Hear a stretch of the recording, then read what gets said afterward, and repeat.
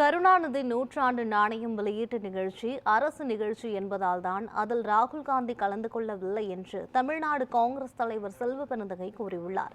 Chennai ribbon மாளிகையில் அவர் அளித்த பேட்டியை சூப்பர் பைட்ஸ் பகுதியில் பார்க்கலாம். இது ஒரு அரசு நிகழ்ச்சி. ஒன்றிய அரசு ஒரு கமாமரேட் காயின் 100 ரூபாய் காயினை நூற்றாண்டு விழாக்கான முத்தமிழறிஞர் கலைஞருக்கு 100 ரூபாய் நாணயத்தை வெளியிடுகிறார்கள்.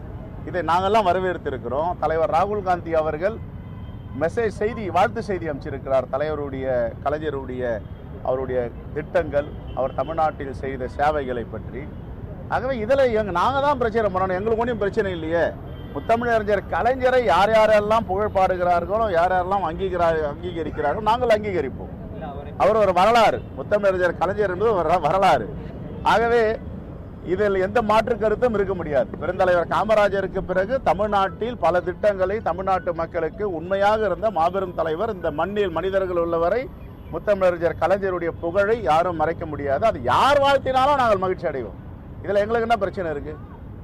இதே கடந்த முறை அதிமுக கூட்டணியில் பாஜக இருந்தபோது, அவங்க ஆட்சியில் இருந்தபோது நெருக்கி காட்டியதை பாஜக கிட்ட தமிழ்நாட்டுடைய உரிமைகளை அதிமுக அடமானம் வச்சது இதே கூட்டணி பேசியது. சரி, இன்னைக்கு அதே கூட்டணி அதே இல்ல இப்ப நாகரிகமாகவும் அது ஒரு அரசியலாகவும் இல்ல நான் கேட்கறேங்க.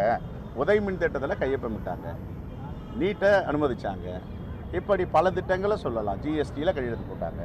இப்ப திமுக என்னத்தை ஒன்றிய அரசுக்கு விட்டு கொடுத்துச்சு? தமிழ்நாட்டு நலனை காம்ப்ரமைஸ் பண்ணி திமுக ஆட்சி ஏதாவது விட்டு கொடுத்துருக்கான்? மாண்புமிகு முதலமைச்சர் தமிழ்நாட்டு நலனை பின்னுக்கு தள்ளி பாஜக இதெல்லாம் கையெழுத்து போடுங்கன்னா போட்டு வந்துட்டாரா? அப்படிலாம் ஒன்றும் இல்லையே.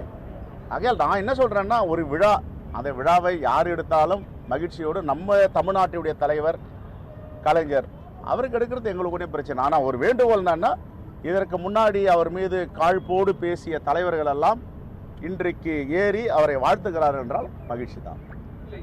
இதே தேர்தல் பரப்புரையில் முத்தமிழறிஞர் கலைஞர் பற்றி என்னென்னலாம் பேசினாங்க, திராவிட முன்னேற்ற கழகத்தை பற்றி என்னென்னலாம் பேசினாங்க, இப்போ திரும்ப பெற்றுக்கொண்டார்களா என்றுதான் கேள்வி.